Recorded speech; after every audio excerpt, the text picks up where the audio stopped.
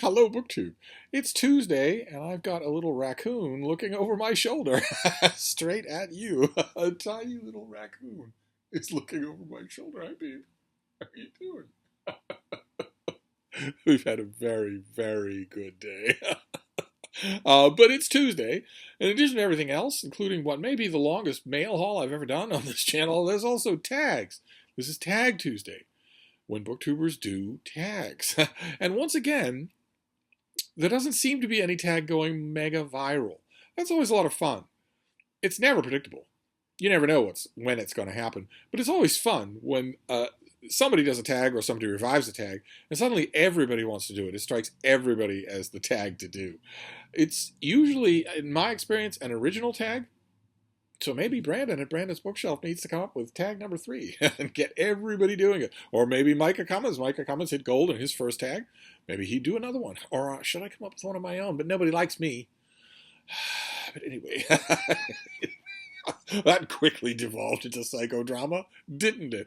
I have a little tag that I want to do today. I saw it on MJ's channel, Reading This Life. And I'll leave a link to her channel down below. I don't know if she created it. I don't think she did.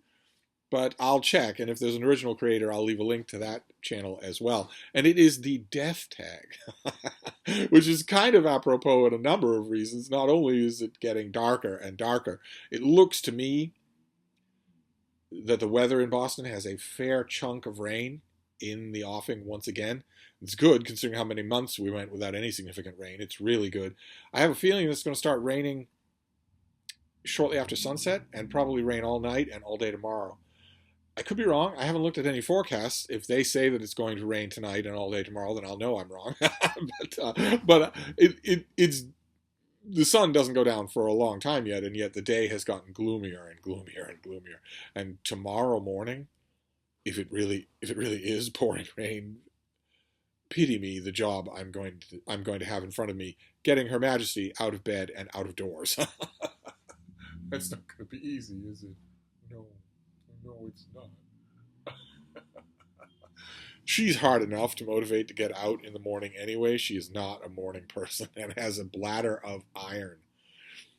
So 6 o'clock in the morning rolls around. I very much would like to fill the lungs and stretch the legs in the pre-dawn hour. I would very much like to do that. Her answer is a resounding no. 9. Then 7, 8, 9, 10. I'm just doing my work. I've gotten to the point, I've been trained by her, to the point where I have a little MacBook right next to the bed so that I can start to do work instead of just reading all morning. But if it's raining out, anyway, we'll do the death tag here in the fading light. It's only a few questions. I'd love to hear all of your answers. MJ didn't tag anybody, and I'm not going to tag anybody either, but I would really like everybody to do this. I would love to hear what you have to say.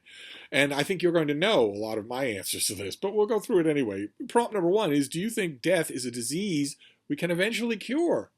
I would once upon a time have said no, but then once upon a time there was a BookTube channel called Live Forever or Die Trying. And its young host was all about life extension, all about the biological basis of aging. Of course, his channel name was Live Forever or Die Trying, and he has disappeared. So maybe he did die trying. But I did enough reading, sort of playing catch up with all of his reading, to realize that not only is it in some ways now accurate to consider death a disease rather than an inevitability, but also I was unaware of how much work has been done in all kinds of fields of science to retard or erase the effects of aging on some aspect of human physiology. So I don't know anymore. Naturally, I'm an age-old fan of science fiction, and in great many science fiction stories, future mankind has unlocked the secret of immortality. They no longer get diseased, and they no longer age or die. Maybe there's something to that. Certainly, old science fiction stories that made predictions about the future were right a lot of times. It would be really interesting. So I guess right now, and my answer to the question is, I don't know that old age is a disease, because disease is an abnormality. Right now, the human body normally ages. It's a normal function of biology. So I'm going to say a condition that can eventually be cured could very well be. Could very well be. Right now, humans are living longer than they ever have before, but that's a matter of atmospheric cleanliness, diet, uh, other. A matter of environmental factors. It's not. It's if you had introduced these same environmental factors, better dentition, better nutrition, better atmospherics. If you'd introduced those in the 10th century, people would have started living longer. So I don't think humans have done anything to change the biological capacity of their body, which is stated in the Bible as 70. So I think people have been pretty aware of how long a typically healthy human body maintains its heyday and when that heyday starts to end. Take it from me. Once it starts to end, it's like being a homeowner. It's one damn thing after another. Anyway, prompt number 2. Have you ever summoned the dead? My explicit answer to this question is, of course, no, because the dead aren't anywhere. They aren't somewhere else. They aren't in some other room waiting for you to figure out how to call them on the telephone. The dead aren't anywhere.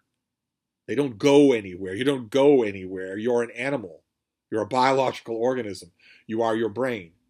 Every thought, every feeling, every gut reaction, every heartfelt impulse, every memory, it's all in the twists and folds of your brain, of particular parts of your brain.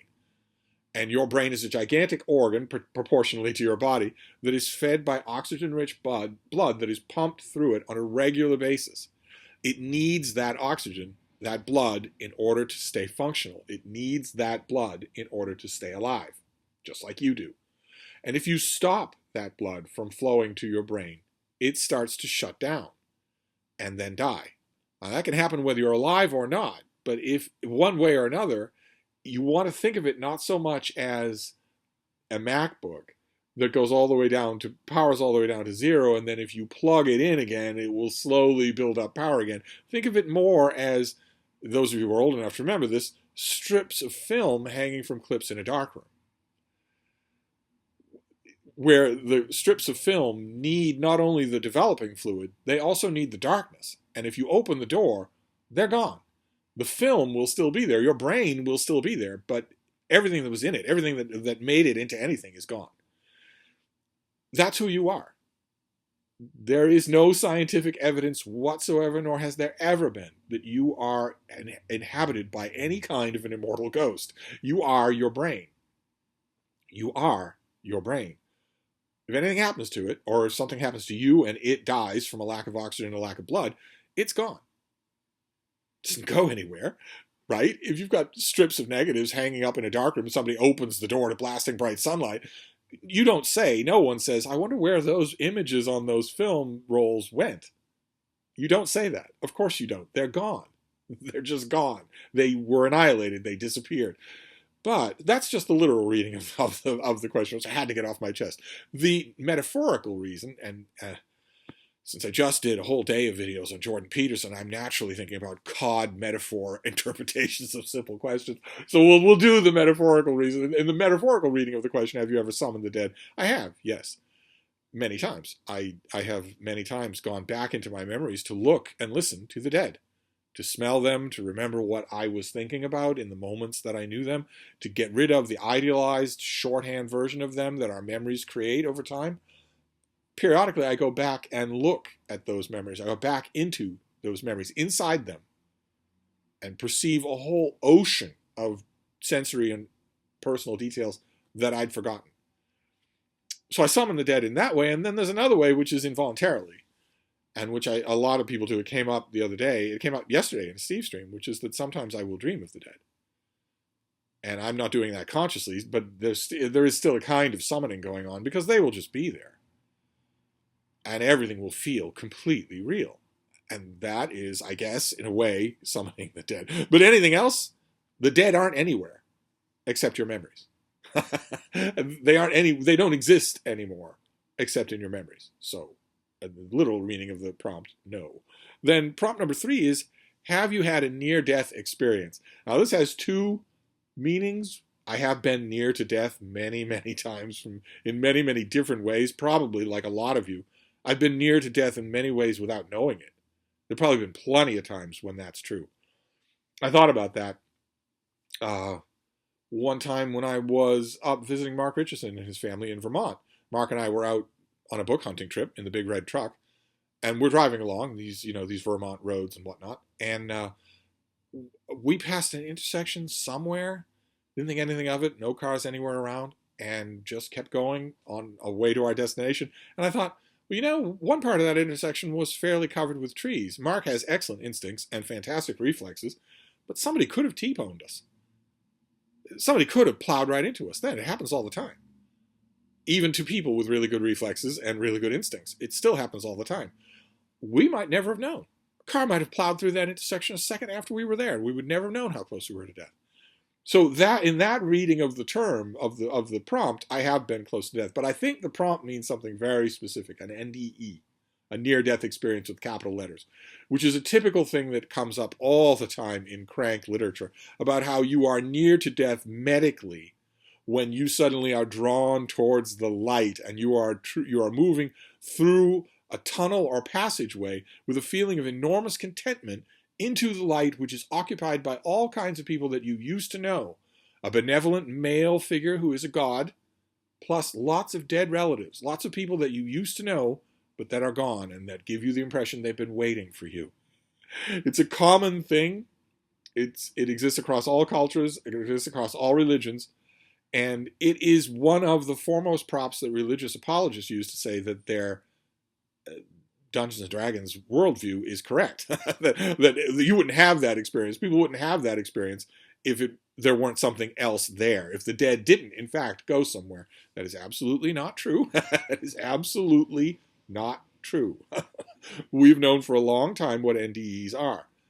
When your brain undergoes trauma, levels of reactivity, levels of chemical interaction are ignited in your brain that you can't ignite under normal circumstances when you're alive, when you're going about your normal day. That is what you are experiencing. You are experiencing the near-death trauma of your brain releasing tons and tons of chemicals and activating all kinds of portions of the brain that aren't usually activated. Carl Sagan used to think that near-death experiences, in light of that chemical activity, were you remembering birth.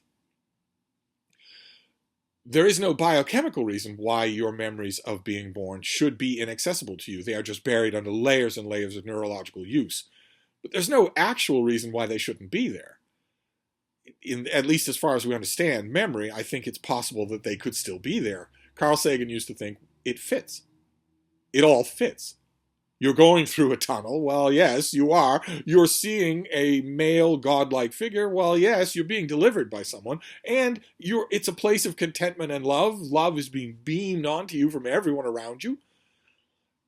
If that is even remotely true, then you would think that there would be ways to test it. Like, for instance, people who had traumatic births would never have NDEs. The limited amount of experimentation of anecdotal research that's been done on this subject tends to bear that out. And also we can induce it.